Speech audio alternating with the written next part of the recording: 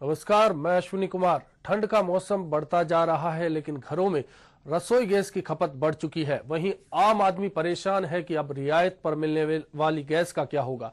राज्य सरकार की नजरें केंद्र पर है, तो लोग फिलहाल यही सोच रहे हैं कि कहां से मिलेगा सब्सिडी वाला cylinder.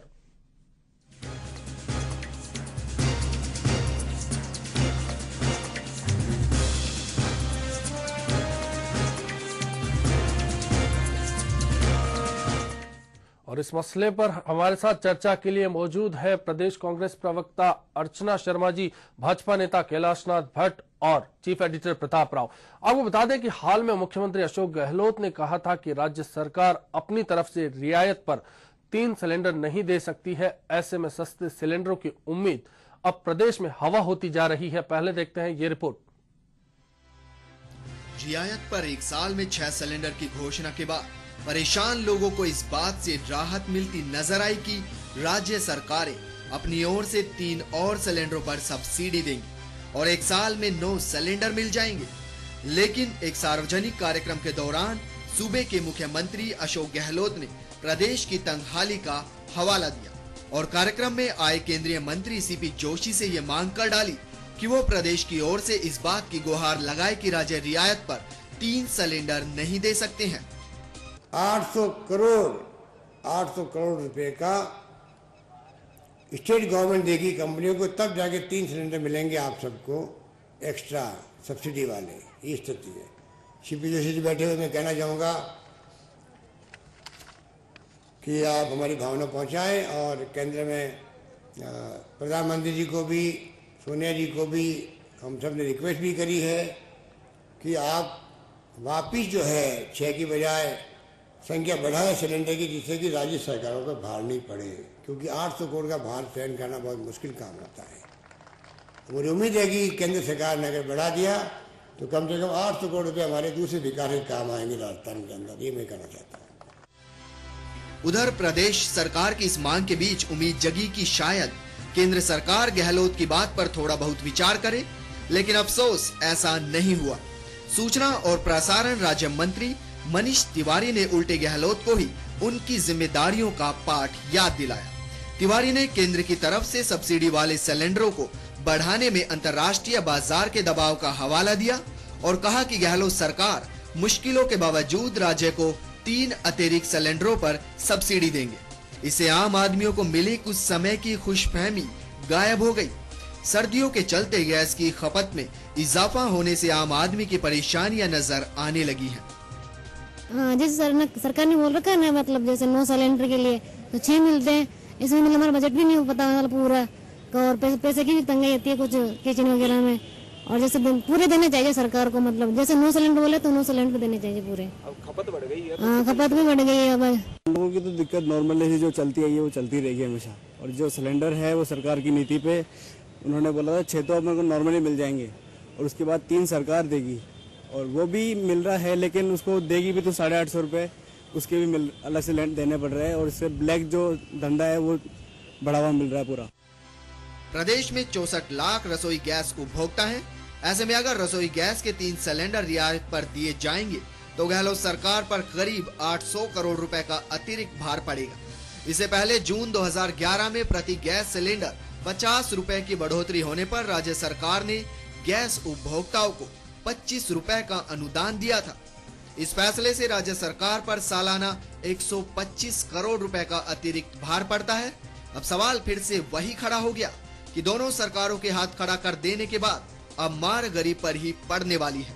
Bureau report, HBC news, Jaipur. मुश्किल है और सवाल बरकरार है कि कहां से आएगा सब्सिडी वाला सिलेंडर। हमारे साथ अर्चना जी। अर्चना जी, गहलोत सरकार ने कहा, मुख्यमंत्री ने मांग की केंद्र से कि सब्सिडी वाला सिलेंडर केंद्र की ओर से मिले तो बेहतर होगा, विकास कार्य होंगे। आखिर इतना सोचने में समय कैसे लग गया राज्य सरकार को, क्योंकि इस फैसले में काफी वक्त हो चुका है। क्या जनहित के फैसले को लेकर गंभीरता कहीं कम है? देखिए, जहां तक गहलोत जी का मंतव्य है, वो बिल्कुल ये नहीं कह रहे कि हम सब्सिडाइज सिलेंडर नहीं देंगे। चूंकि एक सार्वजनिक कार्यक्रम में वो थे और वहां केंद्रीय मंत्री मौजूद थे, तो उनका मंतव्य सिर्फ इतना था कि 800 करोड़ का जो भार है, मैं समझती हूँ 1000 करोड़ के करीब जाएगा ये, तो वो यदि केंद्र सरकार से उसमें रियायत मिल जाए या उसमें सहायता मिल जाए, तो इस पैसे का उपयोग राजस्थान के विकास के लिए किया जा सकता है। अच्छा, ये बड़ा सवाल ये उठता है कि जब 3 सिलेंडरों की घोषणा की गई तो उस समय ही सब कुछ, क्योंकि ये बातें तो सारी की सारी साफ थी कि कितने सिलेंडर हमारे राजस्थान में उपयोग में आते हैं और कितना बाहर पड़ेगा, तो उस समय जिस तरह से घोषणा हुई अचानक, क्योंकि एक आम राजस्थानी तो कम से कम ये इस बात को सोच के खुश था कि गुजरात वालों को तो 6 ही मिलेंगे, हमको तो 9 सिलेंडर मिलेंगे, बड़ा खुश था। उसको लगता था कि चलो राजस्थान को ये में रहने का ये लाभ तो मिलेगा।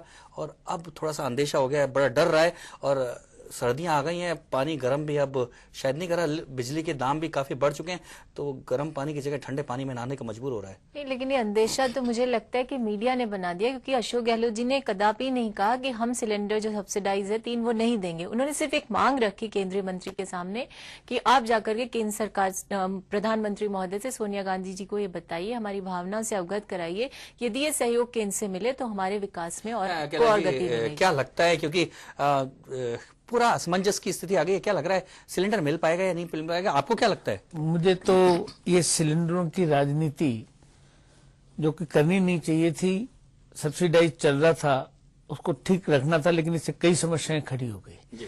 आपने कहा कि एक घर पे एक कनेक्शन रहेगा जी। तो मेरे जैसे जहां 2 भाई साथ रह रहे हो और संयुक्त परिवार में रह रहे हो, तो मेरे को अपना परिवार तोड़ के एक नई रसोई बनानी पड़ेगी। एक तो ये मजबूर कर दिया आपने, दूसरा आपने ये मजबूर कर दिया कि मैं मल्टी स्टोरी में रह रहा हूं और वहां पर गैस बैंक है, और गैस बैंक में फ्लैट के हिसाब से मेरा नीचे कनेक्शन लगता है, फ्लैट भी सुरक्षित है, मैं भी सुरक्षित हूँ, गैस वाला नीचे ही लगाता है। वो गैस बैंक की जो इतनी बड़ी स्कीम आपने चालू करके सारे कॉम्प्लेक्स में लगा दी, उसका क्या होगा? आदमी इतना भटकता फिरेगा, इतने कनेक्शन कटेंगे। एक तरफ आप संयुक्त परिवार तोड़ोगे, दूसरी तरफ आप गैस बैंक के सिस्टम से वापस घरों के अंदर गैस सिलेंडर ऊपर 4-4, 8-8, 10-10 मेरा कहने का अर्थ है कि राज्य सरकार बहुत जल्दबाजी में इस निर्णय के ऊपर हाँ भर गई कि हम 3 सिलेंडर दे देंगे, जबकि जनता की आवाज जब आई थी उसी समय ये विरोध प्रकट करते, तो मैं सोचता हूं कि राजस्थान की जनता भी प्रसन्न होती। 800 करोड़ रुपए जो राजस्थान की शिक्षा में, सड़कों पे, बाकी में लगने वाला था, अब महसूस हो रहा है गहलोत जी को, लेकिन उस समय नंबर लेने के चक्कर में किया, और आम जनता पे ये भार जो लादा गया है उसका विरोध सही समय पर नहीं किया, ये ठीक नहीं। क्या लगता है आपको 3 सिलेंडर मिल पाएंगे या नहीं मिल पाएंगे? क्योंकि गहलोत जी जिस तरह से बोल दिया उसके बाद, क्योंकि आज हमें जनता को ये बताने की जरूरत है कि भाई ज्यादा परेशानी में मत हो। क्या आपको क्या लगता है, ऐसा कह सकते हैं? मैं आपसे फिर कह रहा हूं कि 3 सिलेंडर का मापदंड क्या होगा?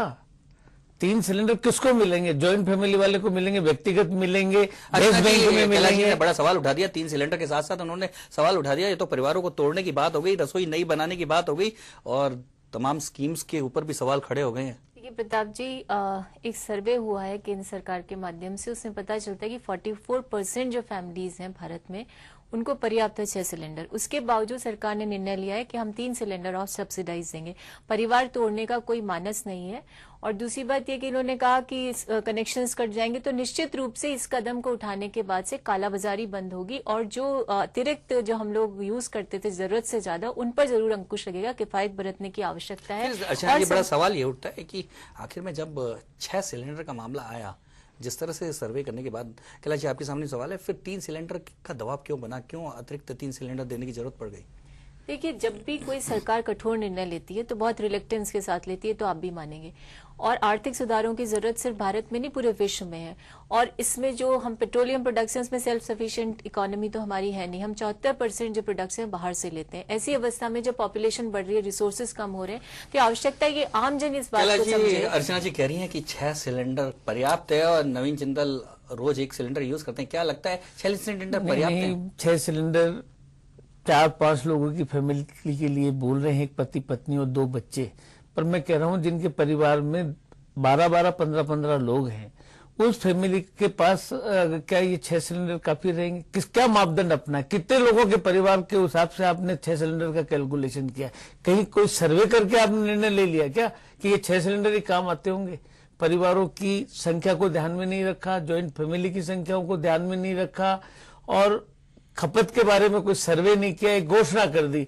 मैं ये कह रहा हूं कि आप बड़े बड़े करोड़ों और अरबों रुपए के स्कैम में तो पैसा डूब रहा है, उसकी चिंता आपको नहीं है। और आप जो गरीब और मध्यम वर्गीय के काम में आने वाला गैस का सिलेंडर है, गरीबों पे मार कर रहे हैं, स्कैम कर रहे हैं और गरीबों पे मार कर रहे हैं। नहीं, वो गलत बोल रहे हैं। मैंने पहले ही कहा कि 44% जो फैमिलीज हैं, स्पेशली बीपीएल फैमिलीज हैं, उनके लिए पर्याप्त है और ये सर्वे के माध्यम से साबित हो चुका है।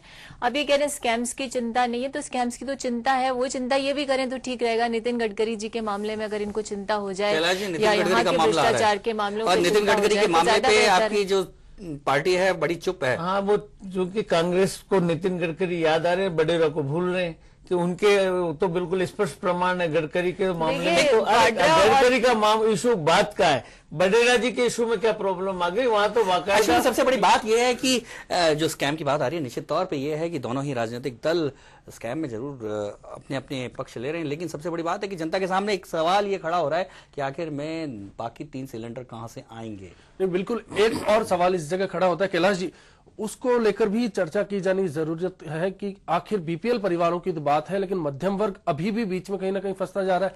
आपको क्या लगता है उस बात को लेकर? मैं कह रहा हूँ लोगों की बात की, मध्यम वर्गीय और बीपीएल दोनों ही इसमें कष्ट में जाने वाले। मतलब बीपीएल वाला तो बिल्कुल ही मौत के कागार पे। इन्होंने मान लिया कि बीपीएल तो कोई 2 ही लोगों की फैमिली होगी, बीपीएल की फैमिली तो मध्यम वर्ग से भी बड़ी है, सब मजदूरी करते हैं। और मध्यम वर्गीय की जो फैमिली है वो थोड़ी छोटी है, लेकिन उसको भी प्रॉब्लम है। एकदम से एक सिलेंडर पे 800 रुपए का जो भार आएगा, इतनी महंगाई बढ़ चुकी है। आपका पेट्रोल, डीजल, इलेक्ट्रिसिटी, फिर आपके यूजर चार्ज, फना चार्ज, सर्विस चार्ज, फिर उसके बाद आप गैस पर आ गए, रसोई पर आक्रमण करने के ऊपर आ गए। सवाल पैमाने पर है, आखिर फैसले को लेकर पैमाना क्या रखा गया? अर्चना जी आपसे इसका जवाब लेंगे। फिलहाल वक्त एक ब्रेक का, जल्द लौटेंगे।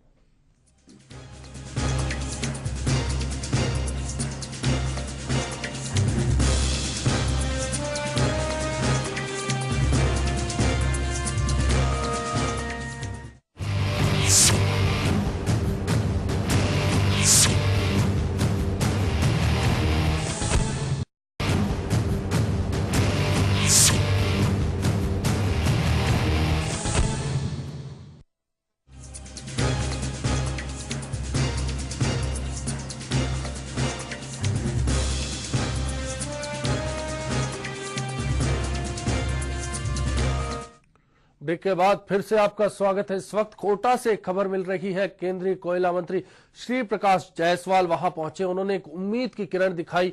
उन्होंने क्या कहा, आइए जानते हैं। पुनर्विचार करने की व्यवस्था की जा रही, क्योंकि इस समय कोड ऑफ कंडक्ट लगा हुआ है गुजरात में चुनाव में, इसलिए हमें उम्मीद है कि हमारी सरकार ठीक चुनाव के बाद उस पर कुछ न कुछ पुनर्विचार। अर्चना जी को रुकेंगे। अर्चना जी, पैमाने की बात थी ब्रेक पर जाने से पहले, इस बीच जायसवाल जी आए, वो पुनर्विचार की बात कर रहे हैं। क्या लग रहा है कि कहीं गलती हुई? नहीं, देखिए गलती की कोई बात नहीं है। आप अभी थोड़े दिन पहले की बात है, अरुण शौरी जी ने एक पटना में कॉन्फ्रेंस थी, वहां उन्होंने कहा कि ये जो सब्सिडी कम की उससे और कम करनी चाहिए थी, क्योंकि हमें फिस्कल डेफिसिट को कम करना है, हमें हमारी जीडीपी को बढ़ाना है और इकोनॉमिक ग्रोथ करनी है। तो उन्होंने स्वयं स्वीकार किया। यशवंत सिन्हा जब थे फाइनेंस मिनिस्टर, तब वो भी ये स्वीकार करते थे। तो देखिए, बड़ा सवाल ये उठता है कि क्या हमारे देश की आर्थिक स्थिति ऐसी हो गई, क्या हमारे देश में जहां लगभग 40 करोड़ लोग गरीबी की रेखा से नीचे जीते हैं, जहां 2 जून की रोटी कमाना बहुत मुश्किल होता है, जहां ज्यादातर एक बहुत बड़ी संख्या बेरोजगारों की है, जहां आज भी 70% लोग खेती पर निर्भर हैं, ऐसे में हम सब्सिडी की बात को भूल जाएं, हम उस जो एक सरकारी जिम्मेदारी है उससे हट जाएं? क्या ये बड़े बड़े लोगों की बातें क्या गले उतरती हैं? क्योंकि आप तो जमीनी नेता हैं, आपने उन कच्ची बस्ती के लोगों के बीच में काम किया है। क्या आपको लगता है कि सब्सिडी हटाने के बाद वो जो लोग हैं अपने बच्चों को सही ढंग के स्कूल में भेज पाएंगे? आपने प्रश्न का जवाब स्वयं दे दिया। सब्सिडी किसके लिए होनी चाहिए? गरीब व्यक्ति के लिए। यहाँ समस्या है कि सभी को सब्सिडाइज सिलेंडर चाहिए। अब सब्सिडी का भी एक रूल होता है, अर्थशास्त्र के उससे देखा जाए तो सब्सिडी क्या हो, एक टाइम बाउंड होनी चाहिए, उसका स्केल कम करना चाहिए। जैसे जैसे हमारी प्रगति हो तो उसका स्केल भी कम होना चाहिए, उसको टाइम बाउंड करें, उसमें ट्रांसपेरेंसी होनी चाहिए। आज देखिए 36% जो केरोसिन है सब्सिडाइज, जो पीडीएस का, वो चोरी हो रहा है। तो ये बड़ा सवाल हो रहा है। अर्चना जी ने कहा कि ऐसा समय आ गया है कि अब सब्सिडी कम होनी चाहिए। क्या लगता है आपको कि ये सब कम हो जानी चाहिए, हट जानी चाहिए? कल्याणकारी राज्य की जब कल्पना करते हैं तो उस समय गरीब को ध्यान में रखना पड़ता है, गरीब की स्थिति को, मध्यम वर्ग की, उनको भी ध्यान में रखना पड़ता है। अगर आपने जो चीजें इतनी महंगी जो अफोर्ड नहीं कर सके तो सब्सिडी अनेकों चीजों में देनी पड़ रही है, हमको एग्रीकल्चरिस्ट को देनी पड़ रही है। आप सोच रहे हो कि गैस में सब्सिडी नहीं देंगे तो जो आप वन